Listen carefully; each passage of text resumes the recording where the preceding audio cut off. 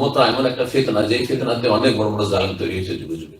তো এটা থাকবে, কিন্তু মানহাজে সালাফ, নবী সাল্লাল্লাহু আলাইহি ওয়াসাল্লাম কি নির্দেশনা দিয়েছেন, যখন তোমাদের জুলম হবে তখন তোমরা সমালোচনা করো অথবা রাস্তায় বেরিয়ে যাও, না অন্য কিছু বলেছেন?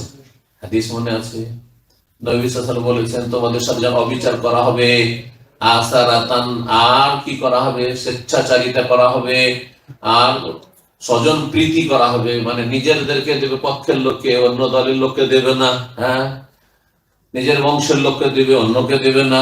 তখন কি করবে? ফাসবেরু, কতদিন সবর করবো? বলছে আরে হইলো 10 বছর 5 বছর, আর সবর করা যায়? নবী বলছেন হাত্তা তালকাউনি আল হাউজ, হাউজের কাউসারে আসা পর্যন্ত, মানে সারা জীবন সবর করতে হবে। তো জালেমের জুলমের সবর করতে বলেছেন।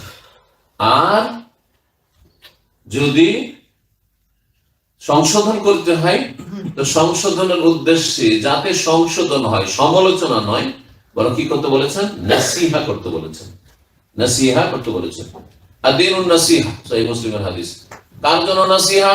লিল্লাহি ওয়া লিকিতাবিহি ওয়া লিরাসূলিহি ওয়া লিআইম্মাতিল মুসলিমিন ওয়া লিআম্মাতিহিম। 5টি ক্ষেত্র, তার মধ্যে 3 নম্বর বা 4 নম্বর হচ্ছে ওয়া লিআইম্মাতিল মুসলিমিন, 4 নম্বর হচ্ছে মুসলিম শাসকদের নসিহা